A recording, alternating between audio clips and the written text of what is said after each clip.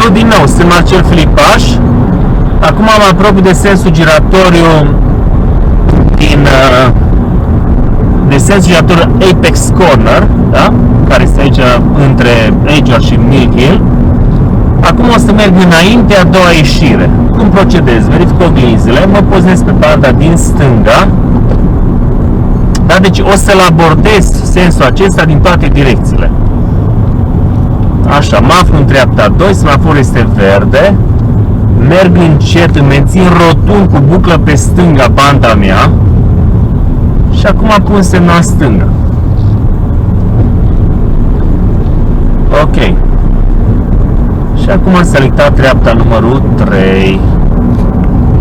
Așa. Bun. Take the first road to the left, please. Verific interior stânga, semnal stânga.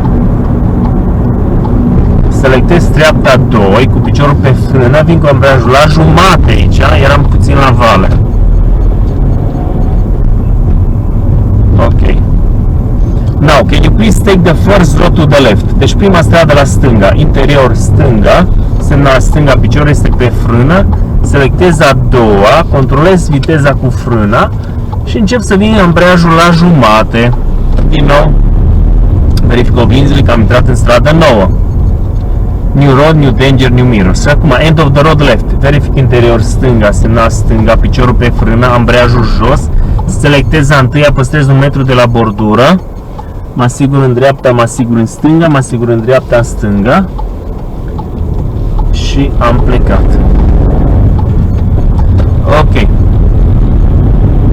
Acum sunt atent să las 1 metru de la mașinile parcate. Așa.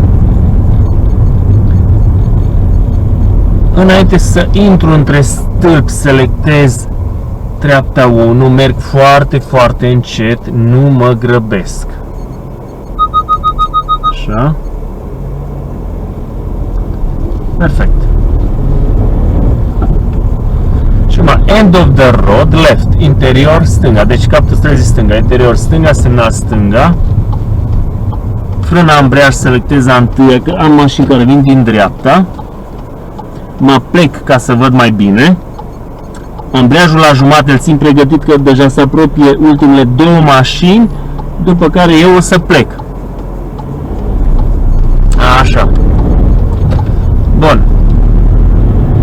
Now, indicația este roundabout, can you please continue straight ahead second exit, da? Sensul giratoriu, mergem tot înainte a doua ieșire. Verific oglinzile, mă aflu în treapta 2 de viteză, mențin banda din stânga ca regulă generală pentru a merge înainte a doua ieșire. Mențin banda din stânga, mă asigur în dreapta, privesc și în față, bineînțeles, vezi dacă am loc unde să intru în sens. Dacă erau 2 mașini intrate acolo pe banda din stânga, eu eram puțin la risc ca a treia mașină, că blocam ieșirea din sens. Așa, pregătesc ambreiajul. Da? Deci o să traversez 2 benzi, da? Ca să ajung în față, lângă semafor. Ok. Vanul din dreapta mea se grăbește să iasă și îmi obstrucționează vizibilitatea, nu mai văd nimic din cauza lui. Așa că o să las pe el să meargă primul. Și acum am plecat, hotărât să nu mă ajungă cei care vin din dreapta, da? După cum ați văzut, culoarea semaforului, când eu m-am apropiat de el, chiar atunci s-a schimbat galben, da? Normal, galben înseamnă stop, da? Amber light is stop. Dacă poți opri în condiții de siguranță, da? Eu tocmai atunci eram pe punctul de a trece de el. Dacă aș fi frânat, aș fi frânat prea brusc și nu era safe, da? Ok. Acum turn left, please, interior stânga, semnal stânga. Am selectat a doua. Bun, acum mă aflu pe banda din dreapta pentru că mă aflu pe o stradă cu sens unic. O să intru pe dual carriageway și imediat revin la sensul giratoriu. Deci acum o să merg spre Edgewater. O să trebuiască să intru pe banda numărul 4. Este puțin aglomerat. Deci mă asigur în dreapta, dar și în stânga se văd că de multe ori traficul se blochează. Ok, am ieșit pe banda 4, merg la dreapta a treia ieșire, right third exit. Da?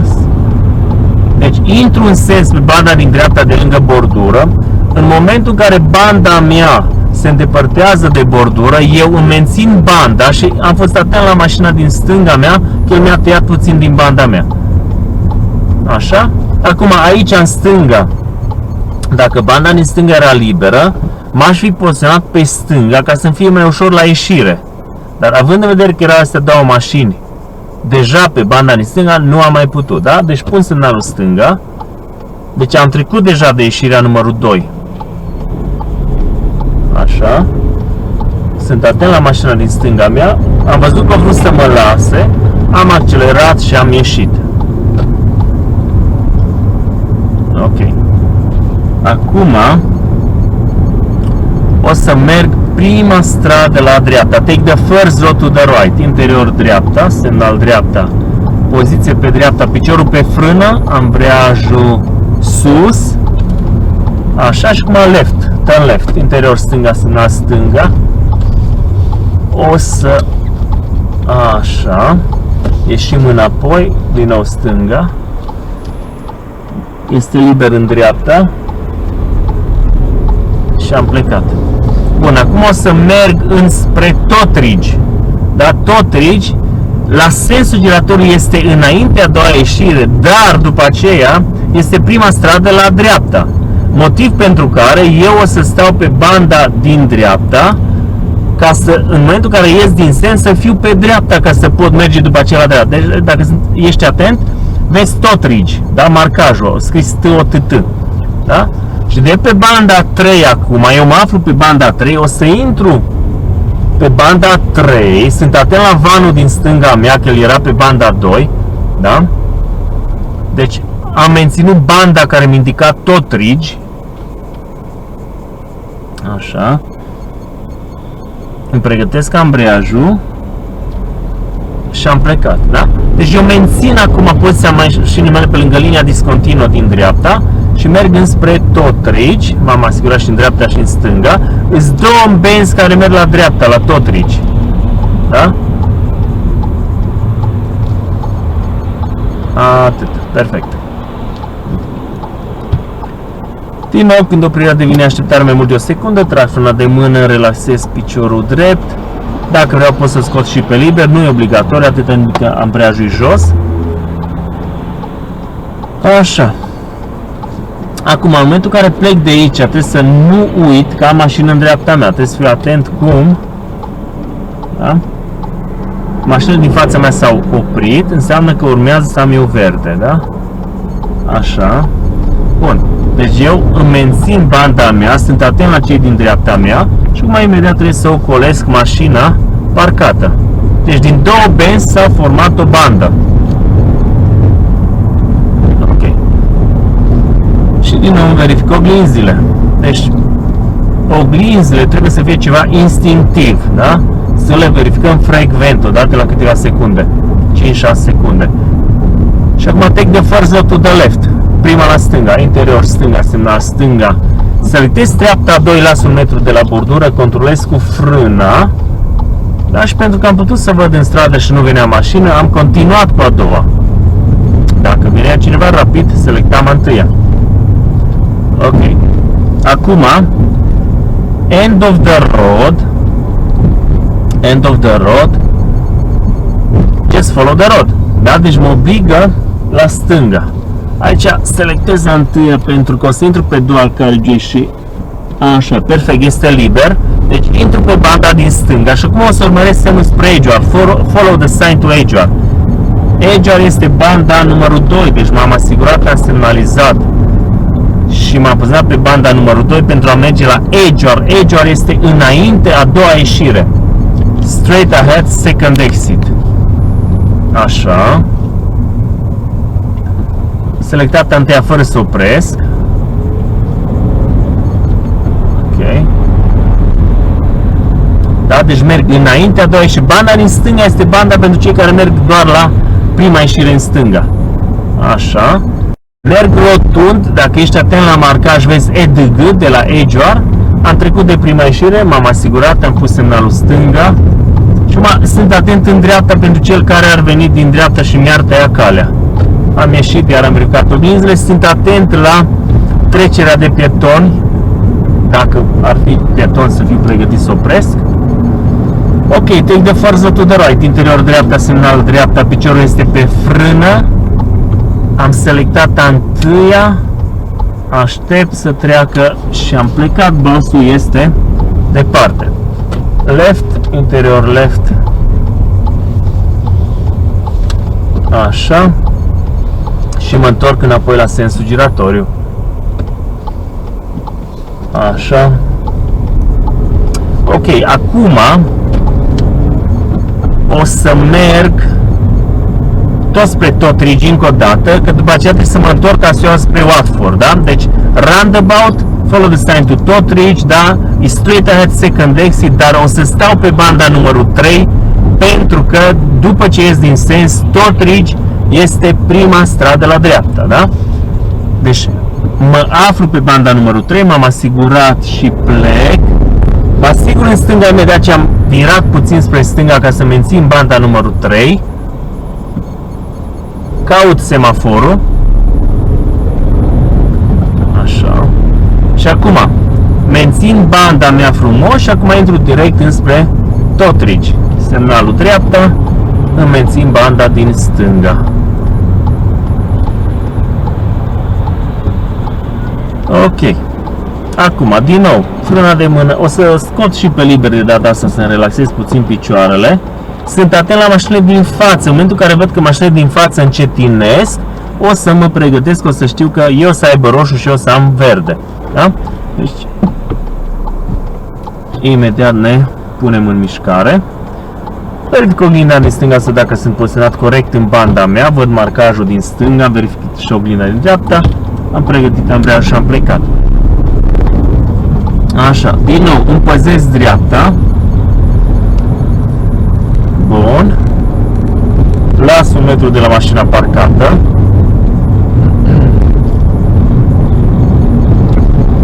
Din nou am accelerat și am selectat dreapta numărul 3. Acum, can you please take the first road to the left? Verific interior stânga, semnal stânga. Așa, m-am asigurat, am fost atent, am privit în strada în care am intrat. Am selectat a treia și acum din nou end of the road, follow the road, da? Deci nu sunt obligat să semnalizez pentru că drumul mă obligă înspre stânga. Acum ce o să fac? O să intru din nou pe dual carriageway și o să merg înspre Watford. Așa.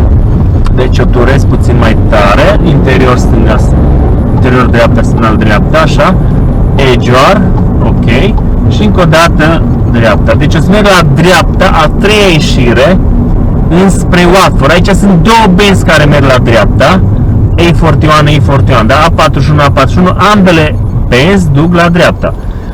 O să vezi de ce e mai important să stau pe banda asta, banda numărul 3, din poziția asta. Aici e ca și cum aș veni din Borough și m-aș duce spre Watford. Aici urmăresc banda cu A41. Aici mare atenție. Da? Deci semnal dreapta, mă duc la dreapta, mă aflu pe banda 2, mențin banda 2. Da? Aici mare atenție. Banda mea, da? Deviază puțin în stânga, așa ai făcut marcajul, da? Mi-am menținut cu semnal dreapta, am trecut de ieșirea 2, mă asigur în stânga, semnal stânga și am ieșit. Sper că ai înțeles. Dacă nu, te mai uiți odată. Ok. Și acum, take the first road to the left, please. Interior stânga, semnalul stânga. Dreapta 2. Ambreiajul la jumate și am ieșit. Am verificat oglinzile. Acum, take the first road to the left. Interior stânga, semnal stânga. Am călcat frâna puțin, ambreiajul aduc din nou sus. Din nou oglinzile. Așa, în momentul în care ai mai multă experiență, pur și simplu verifici oglinzile privind în față deodată, da? Deci eu când privesc în față văd și oglinda interioară, left. Așa.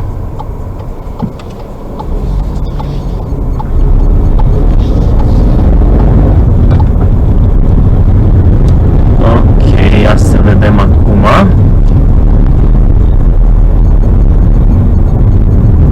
Din nou avem restricție. Din nou frâna ambreiaj, selectez a întâia.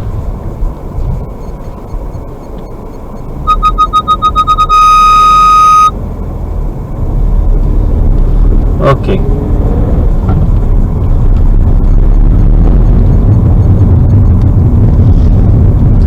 Left din nou. Am gândit, dar n-am mai zis. Ok. Acum, roundabout, can you please turn right, exit number 3, da? Right third exit. Cum procedez din nou? Interior dreapta, semnal dreapta, am apăsat banda numărul 3. De data asta nu merg spre Totridge, merg la dreapta 3 ieșire, da? Deci o să intru în sens pe banda din dreapta, de lângă bordură. Da? Deci mai devreme am stat pe banda 3 și am intrat pe banda 3. Acum sunt pe banda 3, dar o să intru în sens pe banda 4 de lângă bordură, pentru că aceea este banda care îmi arată A1 Sud. Dreapta 3 ieșire. Așa. Îmi verific schimbătorul, analizez traficul și în dreapta, dar puțin și în stânga, câteodată când este trafic se blochează și în stânga, trebuie să fiu atent când plec. Mi-a pregătit ambreiajul. Până nu mi este clar 100%, nu plec. Ok. Și acum, am intrat în sens, mi-am păzit puțin stânga când am intrat. Când zic împăzesc, adică sunt atent la cel care nu merge corect. Chiar dacă eu aș merge corect. Așa, sunt atent la semafor. Am pregătit ambreiajul și plec. Ok. Din nou, îmi mențin banda. Când în dreapta mea se formează încă o bandă, eu nu intru în dreapta. Mi-am menținut banda mea, mă aflu deja pe banda 2 în mijloc. Mă asigur în stânga, semnal stânga. Și am ieșit la a 3-a ieșire. M-am păzit în dreapta, accelerez. Selectat a 3-a. Când e safe, intru din nou în stânga. Da? Acum n-am putut din cauza că jeep-ul ăsta a ieșit. Ok. Nu vreau să încurc pe cei din spatele meu, așa că am accelerat puțin. Dacă autobuzul nu se oprește în stație, o să intru pe stânga. Așa.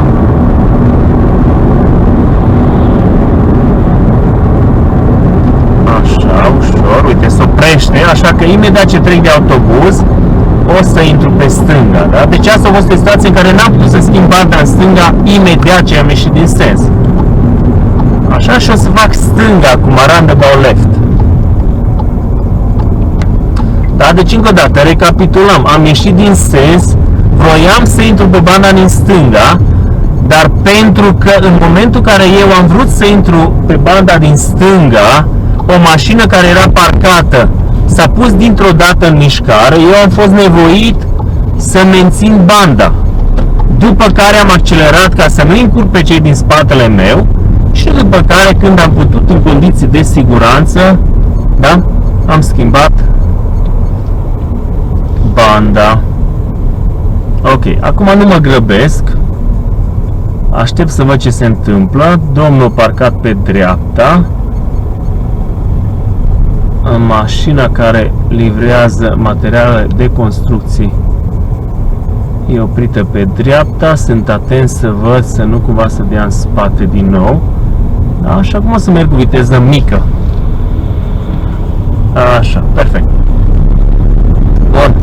Am verificat din nou oglinzile. Știu că limita pe strada aceasta este 30.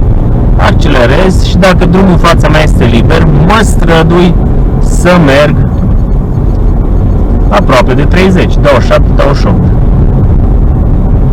Așa. Bun.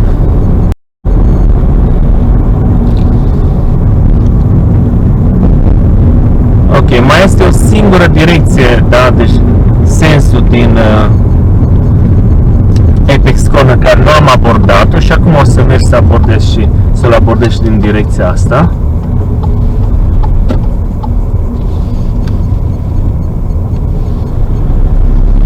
Așa, doar mă gândesc puțin ce ieșire am făcut și a mai rămas o singură ieșire. Așa.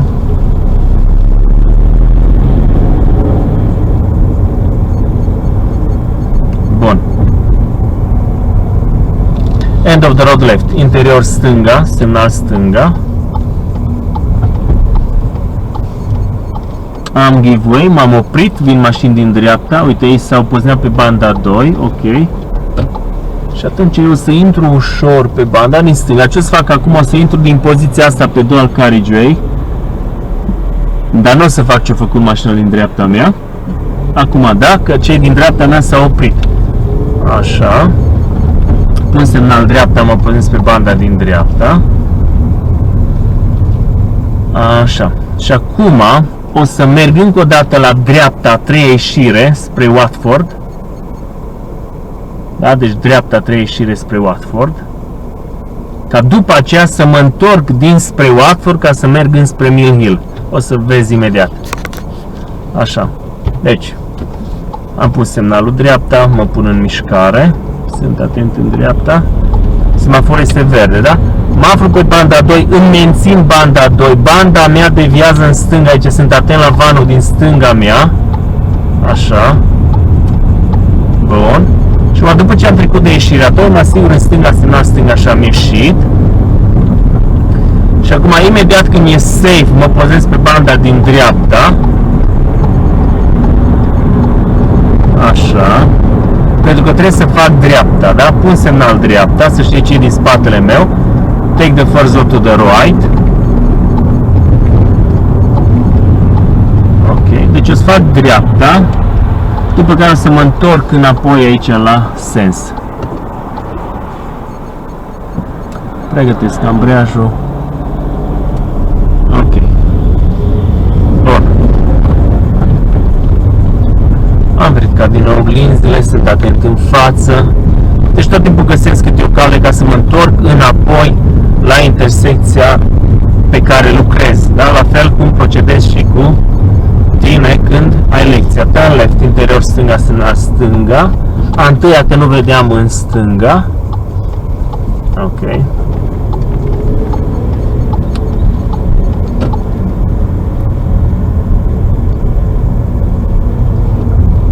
Așa, selectez dreapta 2, deja am văzut că este liber, nu vine nimeni. Acum end of the road right, interior dreapta, semnal dreapta, a întâia. Cu toate că am mașini parcate, mă strădui să mă poziționez cât mai bine pe partea mea de drum, da? În cazul în care vine cineva și ar vrea să intre în strada din care eu ies, să aibă loc, da? Aici nu m-am aplicat în față pentru că se vedea foarte bine și din poziția în care eram. Bun, acum las un metru de la mașina parcată, dar mă gândesc, dacă vine cineva din direcția opusă, să fiu atent. Uite, la ea am verificat oglinzile și m-am oprit, da? Asta ziceam, dacă vine cineva din direcția opusă, să fiu atent să-i las spațiu, da? Să treacă pe lângă mine. Teoretic este prioritatea lui, da? Mașinile parcate sunt pe partea mea de drum. Așa. Bun. Merg cu viteză mică pentru că nu vedeam exact clar ce vine din curbă și acum semnul mă obligă să merg la stânga. Selectez a întâia pentru că nu văd. Așa. Deci o să fac stânga, dar după care o să merg. Deci aici e ca și cum vii din Watford și vrei să mergi înspre Brent Cross, înspre Sea London. Da? O las să treacă și pe următorii, pentru că ei circulă cu viteză mare. Dacă se deplasează cu 50 de mile pe oră, ei acoperă aproximativ 25 de metri într-o secundă. Ok, am pregătit ambreiajul și am plecat. Da? Deci o să merg spre Sea London, Brent Cross. Pentru că indicatorul, semnul îmi arată, da? A1 Sud, Brent Cross. Cred că se vede pe cameră, dacă priviți în stânga, o las mai încet. Da? Deci ne arată banda numărul 2, ne duce spre Sea London, da? Și aici A1 Sud, da? Eu normal merg acum înainte a doua ieșire. Așa. Deci primele două benzi la sensul ăsta, din poziția asta, sunt doar pentru a vira la stânga la prima ieșire. Da? Banda 3 este pentru a merge înainte a doua ieșire și banda 4 este pentru a merge la dreapta spre Edgeoar. Ok. Pregătesc ambreiajul, imediat să mă pun în mișcare. Sunt atent la cei din dreapta-stânga mea. Ok. Deci îmi mențin banda. Mă aflu pe banda 3, dar o mențin cu puțină curbă la dreapta. Dar nu merg la dreapta. Da? Deci merg înainte a doua ieșire. Doar că a fost puțină curbă. Așa. Pun semnalul stânga că am trecut de prima ieșire. Mă păzesc în dreapta de cel care încerca să-mi tai calea prin dreapta. Și acum mă asigur interior stânga, semnal stânga, accelerez că văd un van că vine cu viteză și nu vreau să frâneze din cauza mea. Așa. Și acum sunt atent să nu depășesc limita. Ok. Și ce o să fac acum? Roundabout, turn right, deci roundabout din Mill Hill Circus, roundabout, turn right, Vortex, fac un U-turn, dreapta a patra ieșire. Da? Deci o să mă întorc înapoi.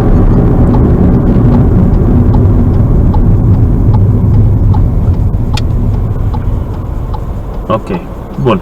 M-am oprit, trag frâna de mână, o scot pe liber, nu obligatoriu, da? Deci dacă ești primul la semafor, nu-ți recomand obligatoriu să o scoți pe liber, ca nu poți să rămâi în urmă când trebuie să pleci, da? Asta depinde de tine, cât de rapid ești. Ok. Acum am pregătit și am plecat. Deci merg la dreapta, patra ieșire. Atenție la marcaj, da? Am trecut de prima ieșire. În față este a doua ieșire. Acum este a treia ieșire și acum mă asigur în stânga, semnal stânga, m-am poziționat pe banda 2. Încă o dată mă asigur interior stânga, m-am poziționat pe banda din stânga de lângă bordură.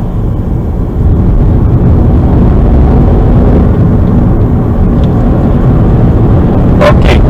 Am verificat oglinzile, am accelerat. Am selectat dreapta numărul 4. Ce o să fac acum? Deci asta e ultima direcție în care nu am fost încă, da? Merg la dreapta a treia ieșire, da? Deci merg la dreapta spre The North Hatfield, la dreapta a treia ieșire spre Borough. Deci trebuie să mă pun pe banda 2 prima dată. Și aici o să fie marcajul, ne indică A1 Nord și pe banda 2, și pe banda 3, și pe banda 4. Eu, pentru a fi safe, eu stau pe banda 3. Aș fi putut și pe banda 2 și pe banda 4, dar eu stau pe banda 3 și o să vezi de ce.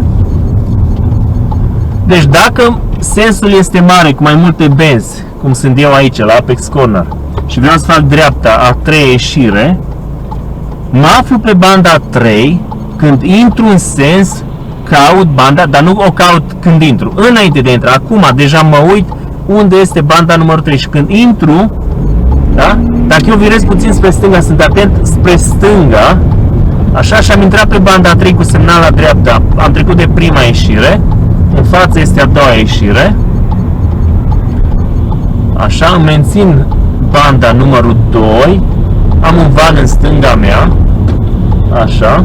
Și acum, când o să pot, în condiții de siguranță, o să mă poziționez pe banda din stânga. Dacă stăteam pe banda 4 înainte să intru în sens, când ieșeam din sens, aș fi fost pe banda numărul 3.